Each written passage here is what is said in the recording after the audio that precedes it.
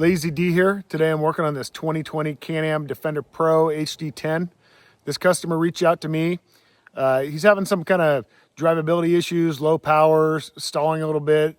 He told me he's had it happen before, and he had the fuel filter changed before, and it fixed it. So I'm gonna go ahead and show you what's going on with this thing. It probably is the fuel filter, but I kind of like to do my own diagnosis anyway. Here we go.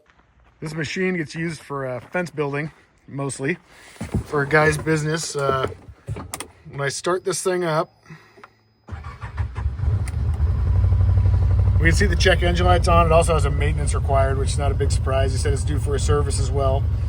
But I want to see what this check engine light is. That may help me figure out what's going on. So to do that, I'm going to navigate this bottom menu with the bottom button until I get to settings. Then I'm going to hold it, and now it's going to show up codes. It's only going to show this codes if the check engine light is on. So now I'm going to hold it down again. It's going to tell me the code here is P1171. I'm going to go ahead and put an overlay here. It'll show what this code description is. I looked at it before. It's something to do with the fuel pump or fuel pressure, fuel injector system. So we're still on the right track, but I'm going to go ahead and show you what it drives like now. I'm going to put it in high and just take off.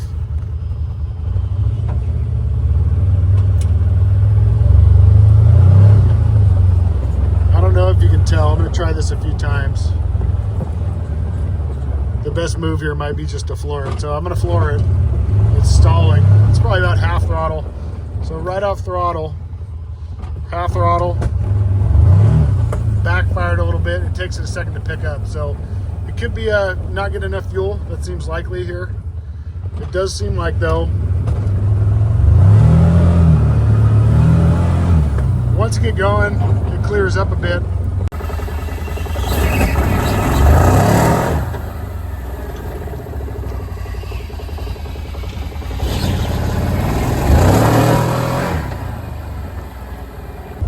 That seems consistent with clogged fuel filter, so I'm going to check the fuel pressure next. Okay, in order to check the fuel pressure, I have this fuel pressure test kit. I'll put a link in the description if you want to get one of these. Pretty handy tool to have. May not need it. I mean, it might be just as easy to pull the fuel sender out, but for thoroughness of your diagnosis, or my diagnosis, I should say, I like to check it. So this connector works the exact same way the one on the fuel rail does, or the fuel injector does. So it has two gray tabs. You're going to squeeze those. It's going to open up this tab in the middle, and I'm going to be able to pull it off. So I'm going to open my bed here. This might be a little bit different on a 6-seater model, but it's all going to be in the same area. So here's our fuel tank, fuel sending unit. This is your level sensor and pumping unit are down in the tank. This is the connection for that. This is the fuel pump discharge. So your pressurized fuel line's here, and there's a vent back there. So if you follow this line over, you can see it goes to this injector on the front cylinder, T's down there, comes back here to the rear cylinder.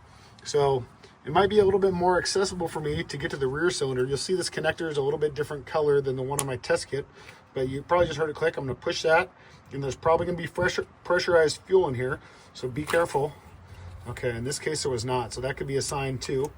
And now I'm going to put my tool in line with this. And actually, now that I'm looking at it, I think it's the bigger size. So this kit comes with 3 different sizes of these. You put this in line, and then screw the gauge on here to there, and then you can turn your engine on and monitor fuel pressure while this is running. So I'm going to go ahead and connect this. So now this fuel pressure gauge is going to go right in line. This female side of the gauge is going to go under the male fuel injector connector. I'm going to push this clip a little bit to help it get started over there. That just clicked in, and then on the male side, I'm going to do the fuel line on there. I'm going to put this gauge here. I know it's upside down. Hopefully you can see it. I'll zoom in on it. So with our gauge hooked up, hopefully you can see it. I should turn the key on, and the pump is going to do like a prime for a second or so. It might take a couple because I just broke the system open and bled some fuel out. But it should pump up to about 50, and it should stay there. If it bleeds down, it could be an indication, a component in the fuel pump module, such as the fuel pressure regulator or the check valve that keeps the system primers off, may be failing. So let's try that. We should be able to make 50 PSI.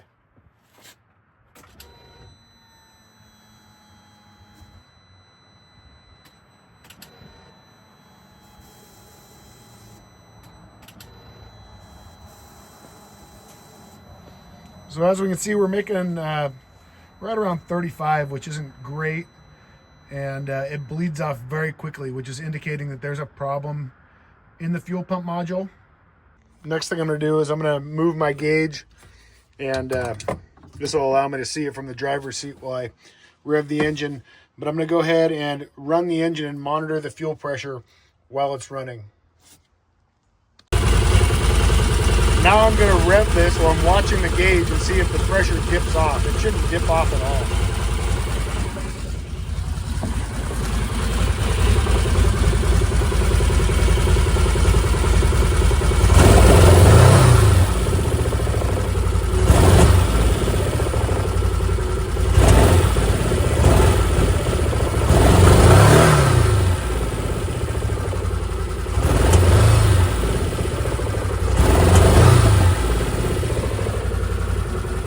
So I looked up the spec. I'll put it up here on the screen. It converts to about 50 PSI, so that's about what I expected it would be. It also had a note I'm going to put up here in the service manual that says if you have a rapid pressure loss once the engine or the key is off, it is a sign that you have a fuel leak somewhere. And it says that it could be the fuel injector, a fuel hose leak, which I don't see any leaks to the outside of the tank, and there's a check valve in the fuel pump, as I suspected. So being that the only thing I have to try to get this guy back on the road for now is a fuel filter, I'm going to go ahead and pop the fuel module out real quick. I'll show you how to do that and change it and see if I get any difference to get this guy by until I can get him a new fuel pump module. So the fuel pump module is here. You can access it without taking this intake ducting off. I find it a little bit easier to access this and maneuver this in and out with this out of the way. So I'm going to go ahead and do that. I'm going to take the 2 hose clamps off that hold this flexible ducting to it. I'm just using, there's 2 10 millimeters here on the frame side of it.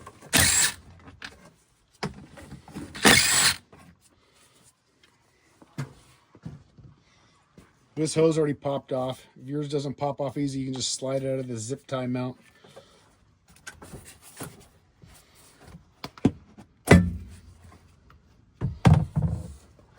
So I can see something's definitely happened here before. This is not the normal style clamp that you would see here. So that's a sign this has been worked on. So I'm gonna go ahead and disconnect this stuff. To get this plug off, I'm just gonna lift up this tab with my thumb and kind of wiggle and push back. You shouldn't pull on the wires. And then I'm gonna clip the zip tie, which is for the vent line and mounting the wiring harness. Pull this vent off carefully. Might help to get like a clip tool like this kind of behind the hose and push it out. And then in my case, this is a 5/16 hose clamp here. I'm gonna go ahead and loosen that. I'm gonna pop our fuel hose here off. Twist it first to kind of break it free. Pull that off. There's a little bit of fuel in there. I want to show you real quick here, just this style hose clamp. This is what Can-Am uses. As I showed you earlier, this one has already had this taken off and they replaced it with a regular hose clamp because it's a little bit easier. In order to get this style clamp, you have to order them and then you need a special tool to crimp them. But to disconnect them, I'll just use a pair of cutting pliers and I'll try to get under the edge here of it and pry this up. And then a lot of times once you get that pried up a little bit, you can kind of grab it like this and torque it a little bit. You don't want to go too hard on these plastic fittings, but these will pop off and you could use a hose clamp.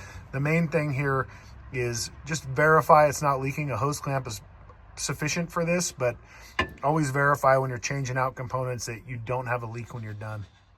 There's probably a specialty tool for this. I have these kind of Nipex locking pliers. I'm gonna go ahead Get them as wide as I can. I should be able to get this here. I'm going to grab it.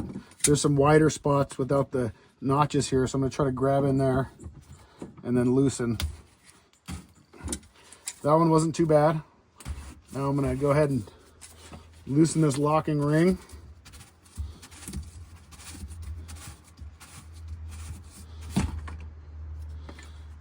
And now here's our fuel pump module, and there's a gasket underneath, that green guy.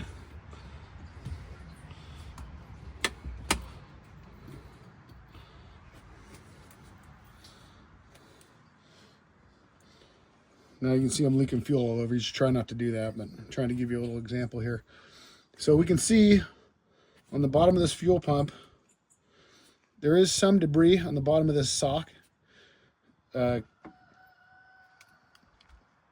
Can-Am does not sell this by itself. You can see there's a clip down on there. I ordered some filters. I got to check and see if they're even going to work. They might be different than they are, but there's kind of a retaining clip down there that holds this mount or this pickup screen down to the bottom of the fuel pump.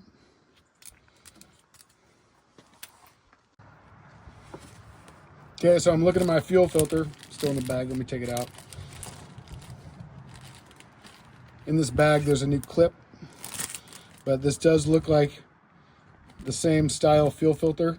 Since Can-Am doesn't offer this as a single part, you have to buy the whole module. I found this on Amazon. I'll throw a link in there. I can't really vouch for the quality of this too much, but it has pretty good reviews and they're pretty cheap. Now it's a pretty small gap in there. I'm going to try to get this out. I have some decent needle nose pliers. I'm going to try to reach down there and somehow get around this clip, or even if I can grab one edge of it. Man, it's pretty tough. I'm going to try pulling up on the whole the filter maybe. I'm going to twist and pull. That doesn't feel too good. Okay, not working. I got a little pick tool here with a hooked end. So I'm going to try to reach that down in there, and there's some little holes in that clip. Maybe try to reach under it, pry up.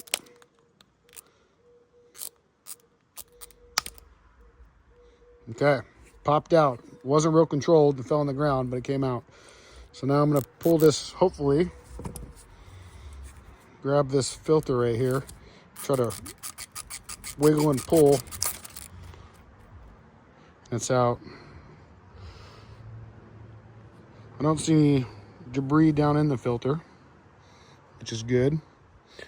Or up in the pump there, I don't see anything that really stands out. Honestly, I'm looking down in this new filter. I don't know if you can see that, but there is like an integrated retaining clip in this new filter, so I may not need to get the old filter clip on. So you can see the factory filter does not have that. So that may help. If I could just, maybe that's why it's hard for me to push on right now, because it feels like if I look here, it's going on where it actually goes onto the bottom of the pump. I can see it's pressed down, but it's not there. So I'm gonna get, what size? I'm gonna get a smaller socket here. See if I can push this down in there. So I got my 5.5 millimeter socket on a little driver handle, and I'm gonna push on this clip. So I'm pushing all around the clip, but not on the stud that it clips onto. Well, that didn't quite go yet. Let's give it a little bit more.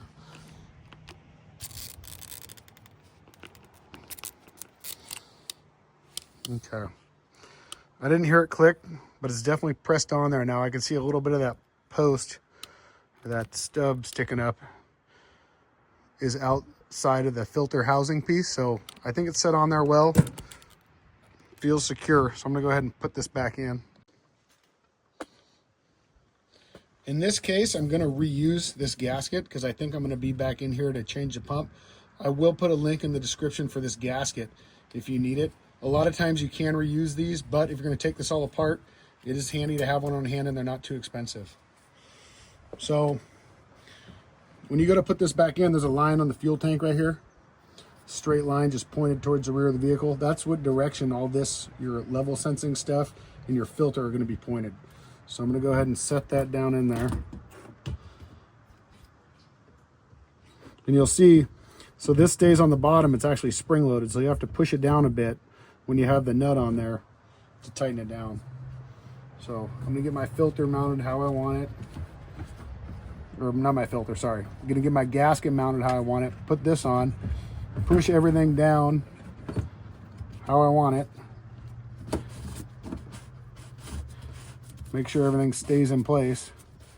Now I'm going backwards to try to get the threads lined up first before I go forward, because it's really easy to get these kind of cross-threaded. There we go, that feels good. And you'll also see there's an arrow. It's hard to see, but down in here, there's an arrow, and I want to line that up as well with that line.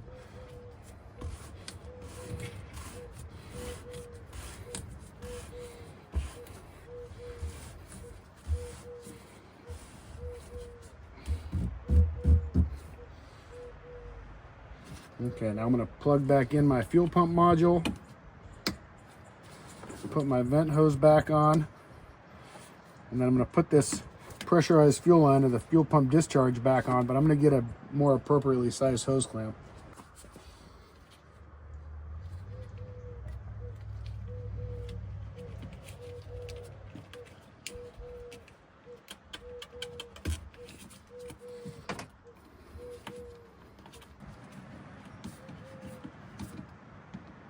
This zip tie that held the harness to the fuel vent there, or the vapor vent, is like a kind of a weird double zip tie.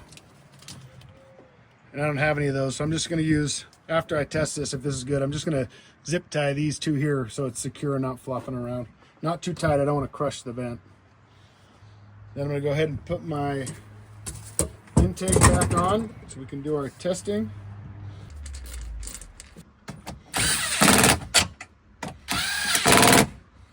And then put our vent hose back down.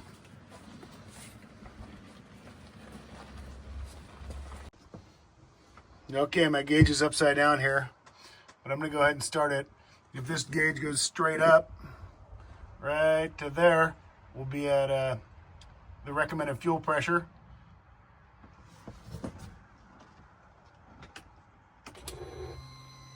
So I'm priming the system by turning the key on. Oh, it's making some more pressure. It bleeds back pretty quick though. Go ahead and start it.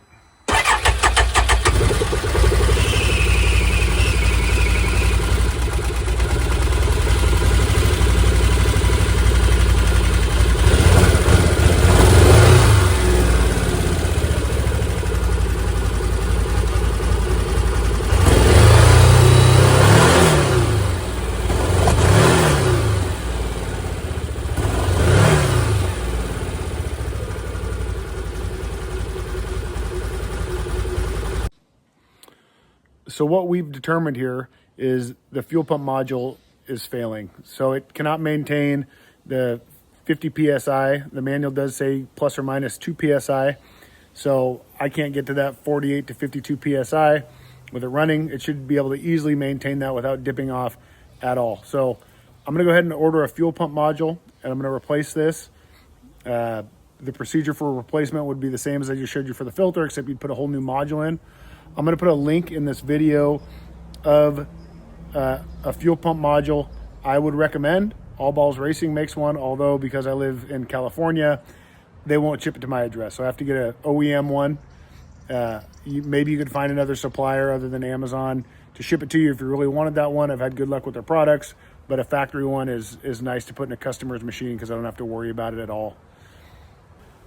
I do still have my check engine light on. I think that's going to clear up when I get the new fuel pump in. I looked into that code some more, read on it a little bit. My initial description of that earlier in the video is incorrect.